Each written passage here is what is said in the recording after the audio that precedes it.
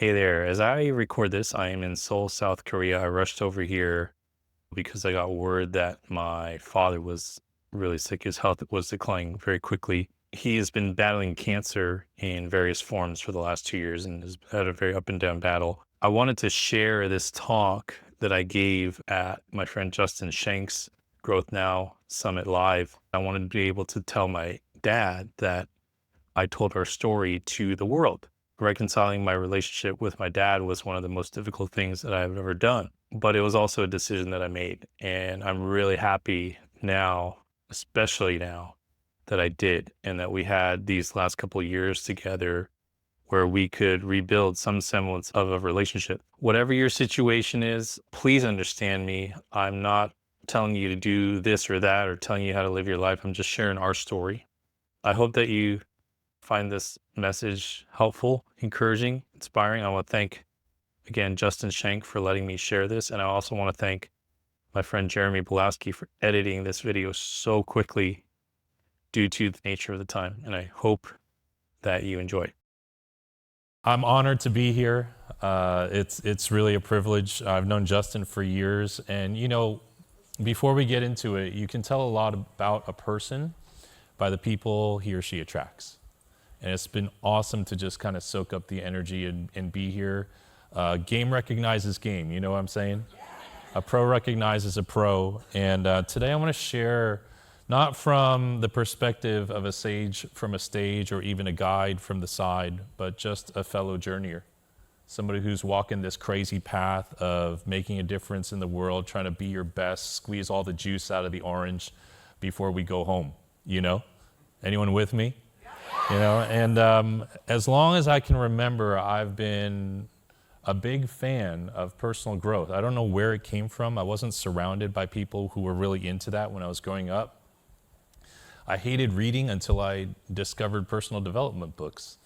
And I started just devouring them left and right. And oddly enough, I got into an industry 10 years ago where I got to work with some of the top names in the business, in the world.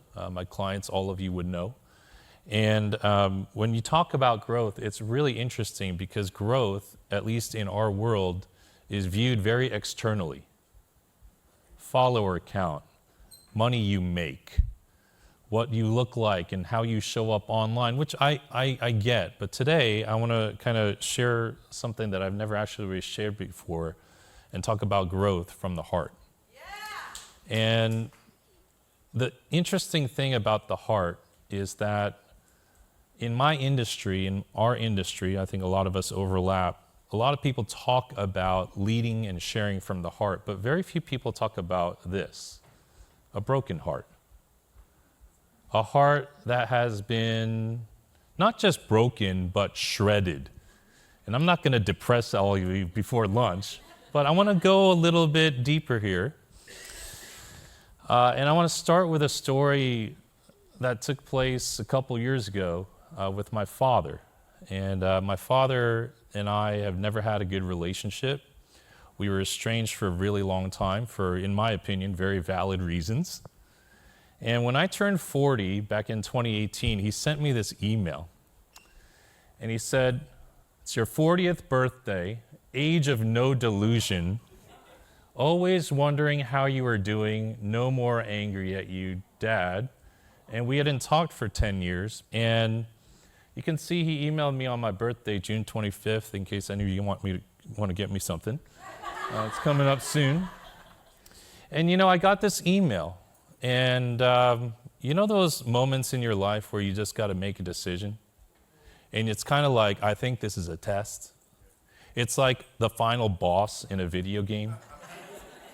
And you're like, you're either going to face this or run from it, but it's going to determine a lot in those pivotal moments. And so I emailed him back. And then we ended up just chatting. And he's like, "I'm very happy you responded. Whenever I think of you and Esther," that's my sister, "I look back at myself at your age and reflect on what I did. Sorry I was not like a normal father. Reaching the final chapter of my life, getting weak and nonchalant, always wondering about you and Esther. Pity party, pity party, pity party." He's still alive, by the way, okay? Have you made me a grandfather yet? How is Iris, my ex-wife? Did she make herself a doctor? I moved to Hawaii 2 years ago. And it occurred to me when I got that email that this guy didn't know a thing about my life. He didn't know that I'd gotten divorced. He didn't know that I started a business. He didn't even know he had grandchildren. He didn't know that my sister had 2 kids. And I was facing a moment there, and I think that we all face this at some point in our life, where you realize you've grown. But growth happens in these kind of moments. It's never like a nice package. It's like, let's grow. Freaking Super Mario Brothers hit the thing and you eat the mushroom and you grow. That's not what life is like. And I realized that this guy only wanted one thing in his life, and that was to talk to either me or my sister. That was it. That's all he wanted. And I can't tell her what to do, but it was in my hands to decide whether I wanted to give him this gift. The gift of presence, the gift of connection. And so I did, and we spoke on the phone for the longest time we ever did in my life, an hour. And he said, "Nice talking to you. Hope you did not sustain mental damages from divorce." I'm like, bro, it was from you that I got the mental damage, not her. What goes up must come down. What a coincidence. I got divorced at 38. You were also 38. Lucky you don't have any kids. Keep in touch. All right, so this is where I came from, all right? Okay? And, I'm a word guy. I'm a marketer. I'm an author. I care about words. And I don't know where I heard this. It's not mine. But I came across this take on the root word side, C-I-D-E, which actually means to put to death. We don't think about that. Homicide, pesticide, fratricide, on and on we go. But to decide means to put all other options to death. It means to move forward. It means that this is the way. This is the only way. I'm going to choose to do this, and nothing is going to deter me. And so we had this nice email exchange and a nice phone call. But I decided right then and there, I'm going to go see this guy. And so I went a year later, and I saw my dad. And I took him to Big Island because he was living in Hawaii, and he had never gone there. So I flew him over, and I thought we were going to have a great time. I was like, "Listen, bro, I can drink now. You want a game on? Let's go." And he was out of breath, and he couldn't do the hike, and I was busting his balls a little bit. I'm like, "Look at you, talking all big when I was a kid, and here you are." And so we had a great time, and about 2 years ago, I went to go visit him. He moved to Korea, and I'm going to stay out of the way here because a lot changed, and he looked like this in just a couple years. And you can see where he's sitting on that little stone, and we went to visit my grandparents' grave. And he sat on it. And I'm like, I'm not sure you should do that, but whatever. And I was shocked. You guys ever see your parents or somebody you grew up with who was significantly older than you, and then you see him a little while later and it's like they aged 10 years? And that's what happened. And I was like, wow. Time has flown by, but it's really taken a toll. And I want to share a couple of things just as a friend with you guys. A few beliefs that we have that I've discovered are not true. The first is that time heals all things. This is not true. Taking action, making healthy decisions, and putting yourself out there can heal things. And then you need to rest. That can heal things, right? And over the course of my career and my life, I've had to continually face these kinds of moments, just like all of us have, right? All of you have. And I decided at some point I'm going to make peace with my past. It was a decision. And like you, I've had a lot of ups and downs, and I've had a lot of challenges. And, I talked a little bit about heartbreak and heartache. And this is my ex-wife, Iris. And I loved her to death, and just things were hard. Things didn't work out, And when we split, it was one of the hardest things that I've ever gone through. I always tell people there were 3 really, really difficult things. Number 3 The hardest things I ever did was write a book. That's the third hardest thing I ever did. And then that always begs the question, what were the other two, right? The second was graduating college. Oh my God, I was a bad student. And the first was going through divorce. And so it led me down a path where I did a lot of this. And I was really good at this. That's the problem. But I did a lot of this. You know, I don't know if you guys know this, but Koreans are like the Germans of Asia. We can take it down, right? And so life was really tough. And it was a weird confluence where like a lot of good things were happening in business and work. And my personal life just felt like really out of whack. And so what I did was I started hanging out with my friends and getting around good people, like many of our presenters and our friends here have been talking about this morning. And I did some epic things, like I wrote a Wall Street Journal USA Today best-selling book. And I did all these things while this was all going on, but I couldn't help but feel something was up underneath. Does that make sense? You guys ever have this weird tension where you're winning on one side and then you're wondering like what the hell is going on the other side when you're really, you know, in those moments at home, right? And a coach shared with me, and he said this, so this is not my quotes, but he said to me, hey, Mike, I've worked with a lot of people, and, you know, this is an overgeneralization, but I want to share this with you. Men get mad, women get sad, men get mad because they're sad. And I was like, great, I got just extra work to do, right? You got to get through your anger, which I was doing by drinking a ton and doing just crazy things, and I should have died a bunch of times. And the universe led me to a lot of guides, angels, if you will, people who came into my life out of nowhere. One of them is in this room. Her name's Susie Miller. And Susie shared with me this thing about getting mad.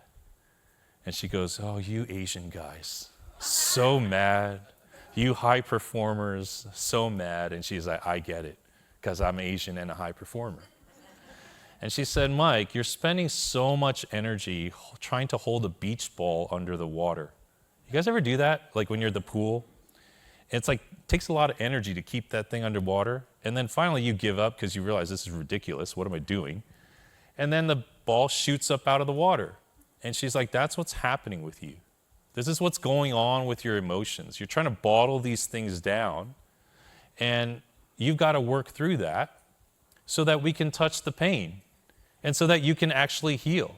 So I had to work through this, and I was led down a path, ups and downs, and I went to this retreat. My friend dragged me kicking and screaming, and then we did a bunch of psychedelics, and I've never smoked a joint in my life, but you know, anything I do, I go all in on. I was like, let's go meet God.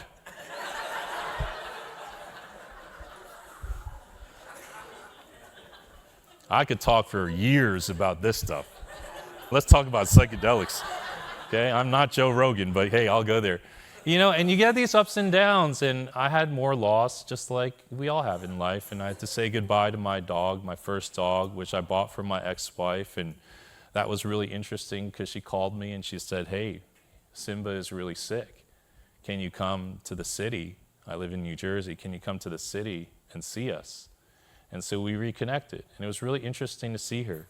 Like a lot of the pain had dissipated, and I was just really happy to see her. She was getting married. I was super happy for her, you know?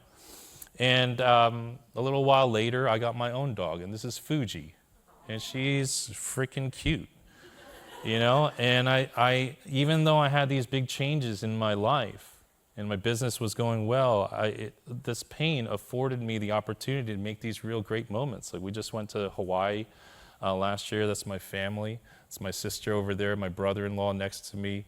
My nephews are mixed, so they're going to be really good looking, you know.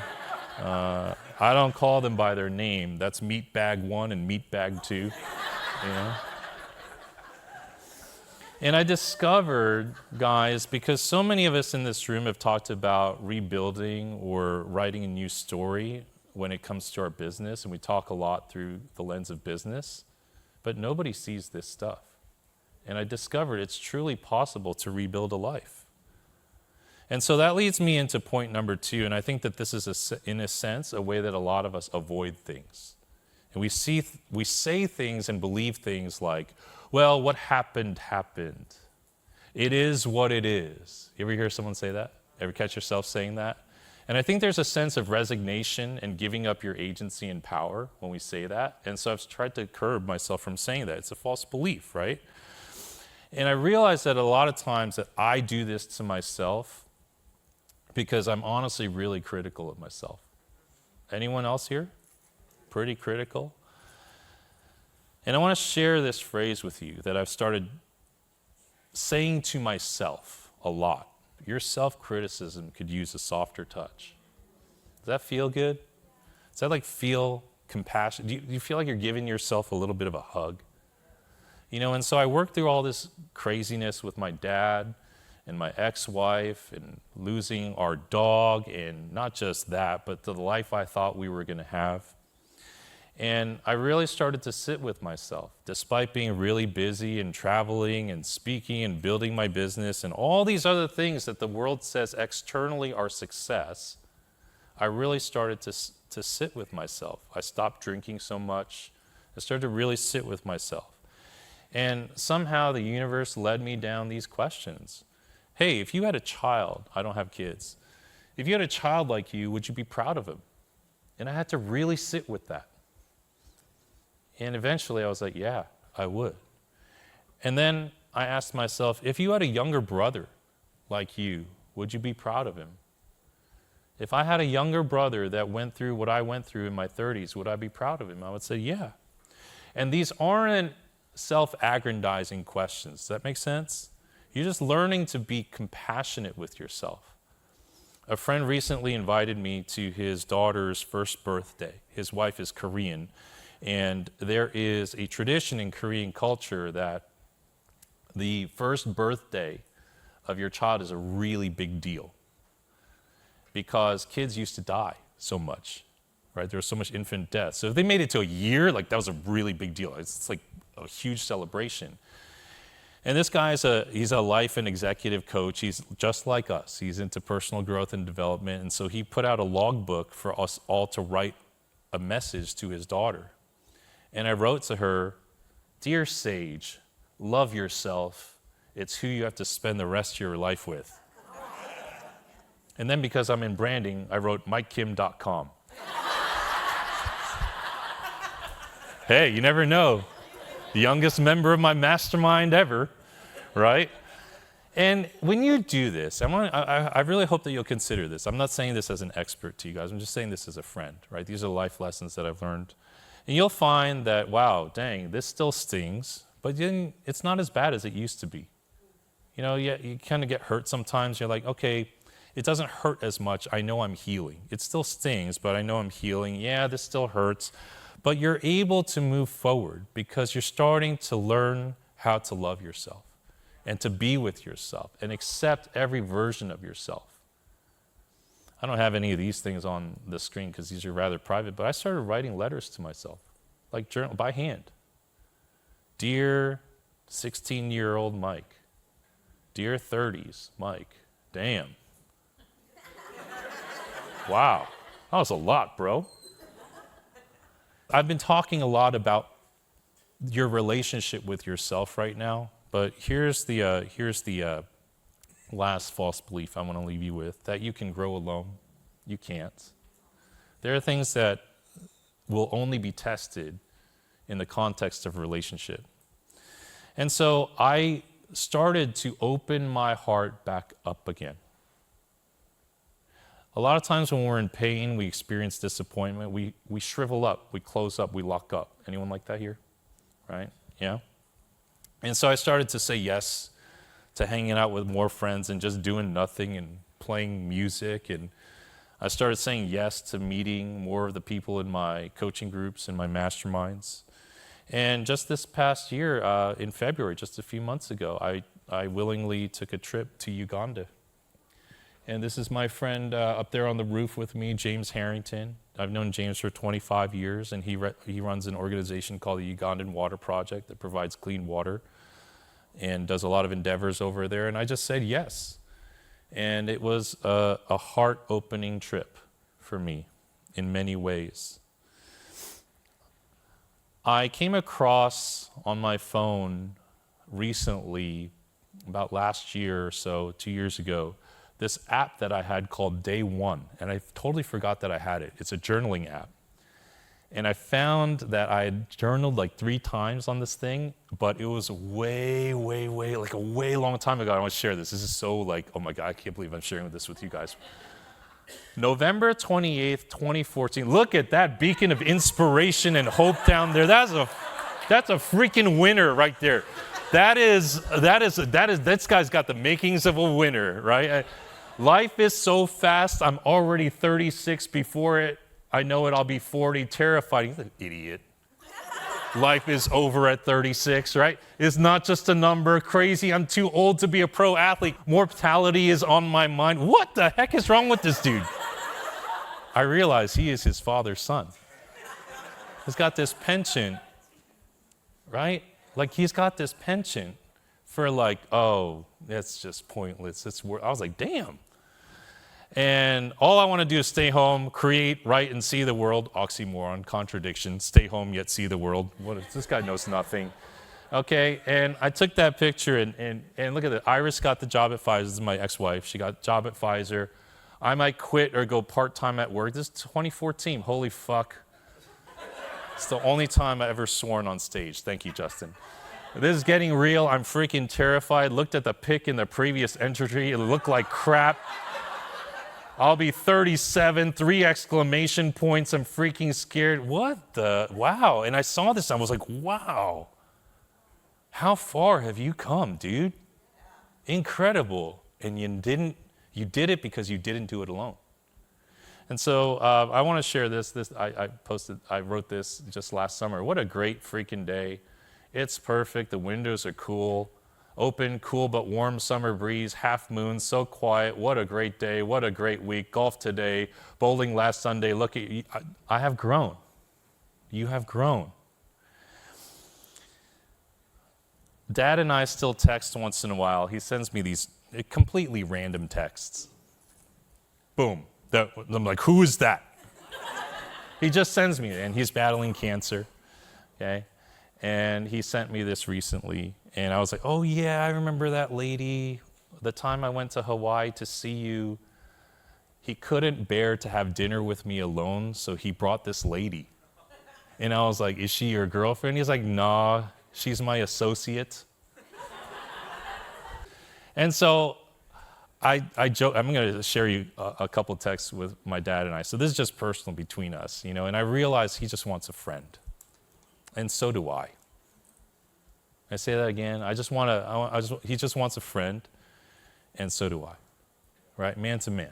And then, of course, you know, he still says, he's like, hey, are you still alone without any companion? This guy kills me, man. No companion, I'll work on it. He says, you are losing clout because you're getting old. All right.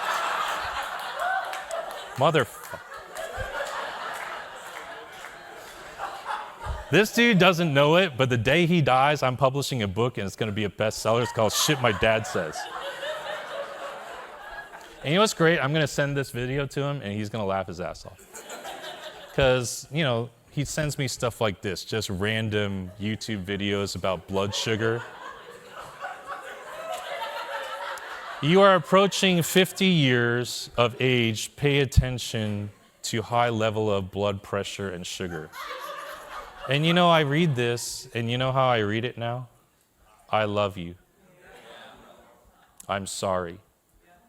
I miss you. Thank you. I love you. I'm sorry. I miss you. Thank you. I want to end today. This is not my quote either. And I hope you're picking up on the fact that I'm not a self-made man. I've talked a lot about my coaches, my friends, things that I've learned. And I came across this quote just very recently, like I think when I went to Uganda. It was a quote by the Sufi poet Rumi. And he said, you have to keep breaking your heart until it opens. And there are some of us in here where you've experienced heartbreak and heartache and you've closed up, and I'm the best at doing that. But my final boss in this season of life, this is my final boss in my mid 40s. Can I be the one to break my own heart, to let it open so that I really can keep growing? Thank you guys so much.